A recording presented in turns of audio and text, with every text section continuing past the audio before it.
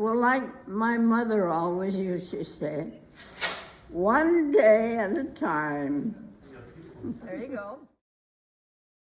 And so we started Elgin Community Bikes because we thought we're having a lot of great fun.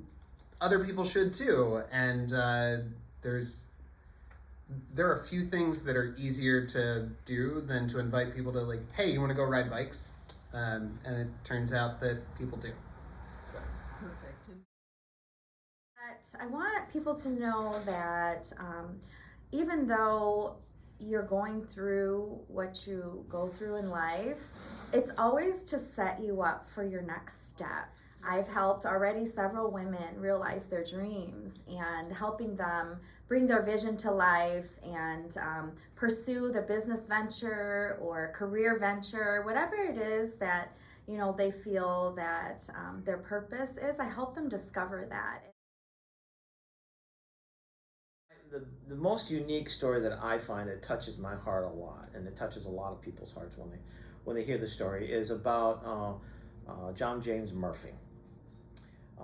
Mr. Murphy was a veteran of the United States Air Force, and he passed away. And he had no family.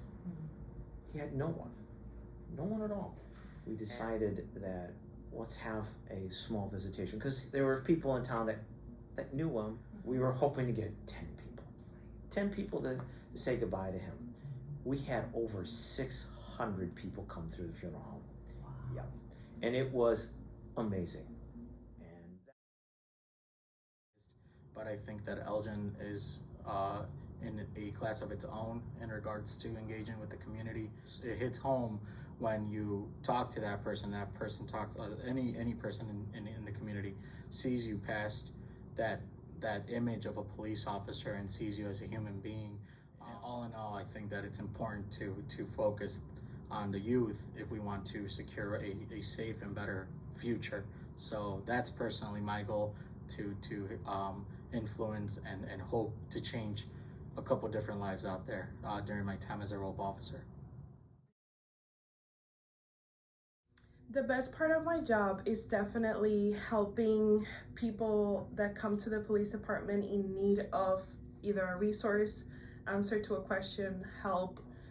Some of them are in need of multiple things, and to be able to sit down with them, listen to their concerns, address them, refer them to either the city of Elgin, other partnership organizations in the area, and building relationships and creating events for them. The thing about the city council is that you love the city and you think it's a great city, but you learn to appreciate what it takes to run a city this size. You know, and you think you know Elgin, but you don't. There shouldn't be politics. You know, somebody said to me, "Oh, you're Rose a politician." I'm like, "No, I'm not. I'm the public servant. You know, we're here to serve." At a local level, it shouldn't be politics. It shouldn't be this side, that side. It should be all together. People don't realize that Elgin has a symphony. It has 3 museums. It has the best library in the world. You know, and I feel like there's a little something for everybody in Elgin. My brother and I made the comment he did to me. He goes, if we can't keep a bakery going during the pandemic, after Dad and Tante Edith kept it going during World War II, we got a problem. How long do you think you'll keep going here? My husband said I can't retire, so So that's that then. Huh? Yeah, that's that. So I'm still here. I'll be here a while.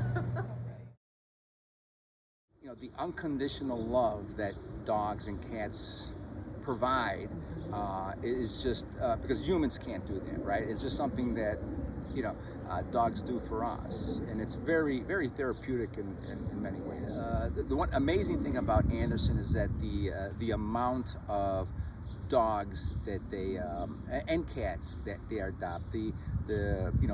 Beth, our executive director, just does a tremendous job with this organization. This is Ka, my sleepy 30-year-old female ball python. And then this is Elliot, We think he's about 6 years old. 6-year-old ball python, male ball python rescue. Obviously, if your kid wants a snake, but they're not comfortable with feeding rodents, you're not going to teach that snake how to eat salads. So, but then there's garter snakes that will eat fish and worms and other stuff. So then you got options. People already remember me as the snake lady, so I guess I'm okay with that. My name is Ernest Lee Broadnax, but my father changed my middle name to a nickname, and it was Ernie. So the rest of my life, everybody called me Ernie. I was born at 475 Fremont Street in the area where the first black slaves came to Elgin. Those three streets, Fremont, Hickory, and Ann Street, were the three streets where we could live for many, many years before we integrated housing. Our symphony is fabulous, fabulous. And I would suggest that they get us, a trial seat. And I am in row E, same seats for 70 years. So we know where we'll find you. You'll know where you'll Saturday. find me. I could be first lady. How about that? I think you are our first lady of Elgin anyway. That would be a good job for me. Yeah. I'm giving myself that job. It's almost like a disease, I mean, some people drink, I don't drink. I never saw the sense in that, but it's I call it a good disease. I've always tried to be on the happy side of things, and then this kind of stuff, when, I'm 79 years old, what do you do? Some 79-year-old people sit on the couch and they die, or they end up in a nursing home. I don't want to do that. I feel very fortunate. You are. Yeah, to do two careers at 80 years and have a great family and then friends. Friends are, to me, are really important. Yeah. And now it's time to play and enjoy. Yeah. So I told my wife, you're going to bury me in my Thunderbird. She's, no, I'm not. And how and why did you form the Multicultural Education Group? I think we formed it because we felt like the kids that grew up here, especially the Lao kids, are losing their tradition and custom. I think we just need to learn to communicate, to talk to each other, and how we can work together to make not just Lao kid, but every kid know the sense of their tradition and custom as well. And that's what it's great about the city of Elgin. Is like I say, it's a melting pot of different culture, and if you go to the library, if you go to any events, you'll see everybody walks in the library is different face, different ethnicity, different culture that are there to represent the city of Elgin. My dad never felt that he had any choices to make in life. He always thought that, and with good reason I think, that he was destined to be a farmer. That was what his parents expected of him. And so that's what he delivered. So I think I've reacted to that by always trying to maximize the choices that I have in life, and so I do a whole bunch of things, and I always have done a whole bunch of things. So here we are back on the farm again, and I think that I think we're happier every day with our lives, with our life together, and where we are, and with how we got here, and all of that. When Gordon's dad decided to move and we made the decision to go, people said, Jill can have her alpacas. And I said, oh, I can. I knew that Gordon didn't want to be a farmer. So I made a deal. You don't have to do anything. I just don't know how to make a fence, and I don't know how to drive a tractor. So I'll need help with that. Otherwise, I can do this. I've done this for a year, for an hour on a Thursday. I know everything. Oh, yes. For years, we went to alpaca shows and brought our animals and judged, they were judged and took blue ribbons, most of them. And you were breeding them, selling them? Yes. What else is involved in the business of the business itself? Well, you have to figure out what to do with the fiber. I spin and I weave, and I process the fiber myself. And Still making beautiful music together. Well, now we kind of croak a little bit. Yeah, so we started goat yoga here on our farm in 2018. And we have a little farmette. It's called Reverse the Curse Farm. And hi, buddy. Goat yoga is a great combination of animal therapy and yoga, which also, as you know, is very good for the mind, body, and soul. So combining those two things in an hour of goat yoga is just amazing, and people really love it. They laugh, they giggle, they cuddle with the goats, they pet the goats. It's just an incredible experience. So I just want to share the farm and my goats with the community and with our friends, and just support people in the midst of their battles with mental health issues. Thank you. I want to make a good difference. Yeah, I made a difference fixing cars and working on cars for people. But trying to change people's minds about what's going on in the world, I think it's a really important thing. So I want to continue to try to make Elgin better because it's important for me and my family. And my friends and neighbors. It's important for all of us. I love Elgin. It's such a nice little eclectic community. There's something to do, if you take a few minutes to look for it, there's something to do every single day. That's either activist, which is really important, or just social things, which are really nice. What color is your hair going to be next? I'm going to stick with magenta because it's easy. I like magenta. When I go to church, I sit at this one pew where the sun shines on my hair and it glows. And I try to talk all the little old ladies into getting their hair striped purple and stuff. It's worked on a couple of them. I'm like, come on, let's go for purple this week. So this is how we first met. So we were both working at Elgin Mental Health Center, but that was a much bigger place at that time in the middle 1970s. And what drew you to work there in the first place? I needed a job. That's what drew me. I'll do it. Fran had a calling. For me, it was a calling. I always wanted to be around seriously mentally ill people. It's like I was calling. It's what I always wanted to do. And to the chagrin of my parents, who both had other jobs lined up for me that were paid 10 times more.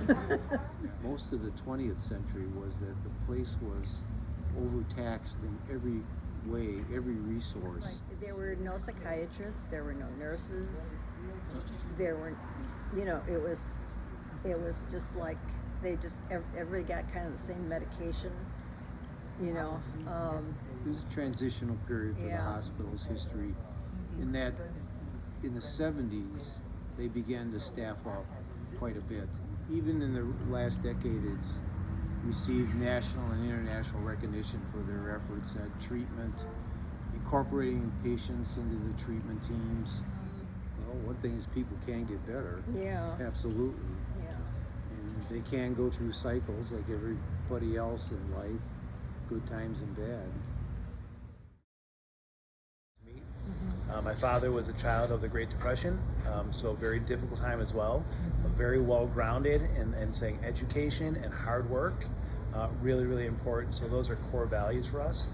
Integrity, always being honest, honest to yourself and demonstrating the value of integrity to everybody else around you. And family, and family unity, understanding that you're not alone.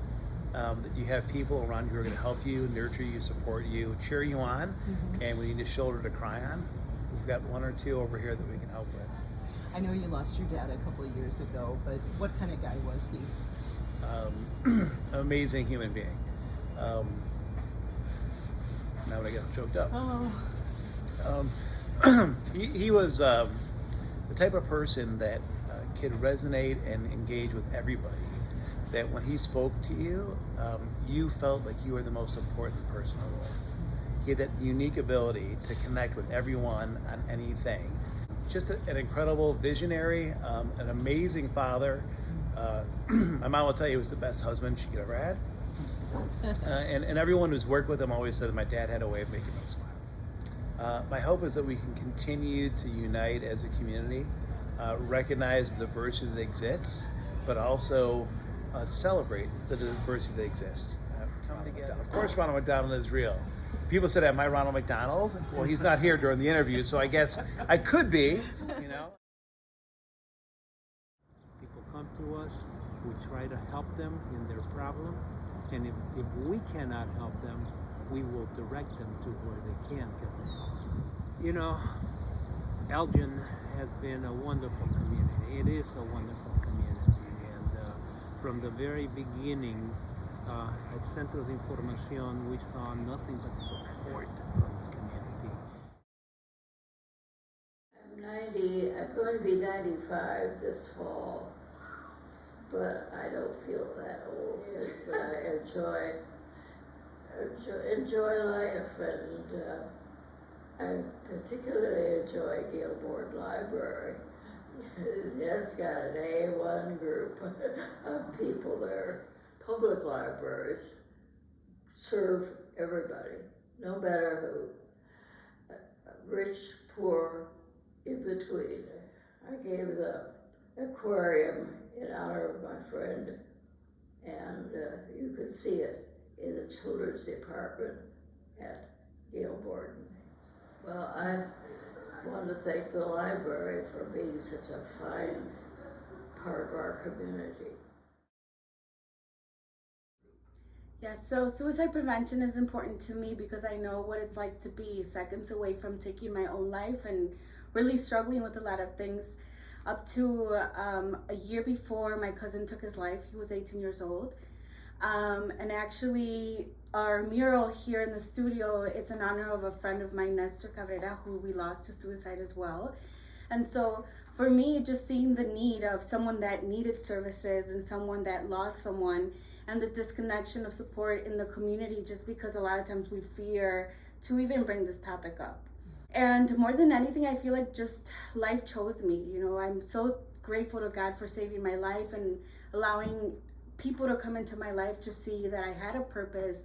For me to discover what my mission in this life was really it's just so different when you wake up every day and you know why your life matters in this world. And so that's what Poema Studio is about. We will be offering peer support groups, youth mental health first aid, so educating people on the signs and symptoms of a mental crisis. And also we have our drumming circle that we are, traveling around within the community. I want it to be from holistic to professional, because everybody's unique, you know, in the range of who you are and how you get help, how you want help, and now help will reach you. COVID hit when I was in school, when I came back finally, and just kind of spiraled back into kind of a sick cycle that I used to be stuck in, even worse. So my mom again mentioned Gabby, called Gabby, and at that time she started the support group, and she was calling it Poema.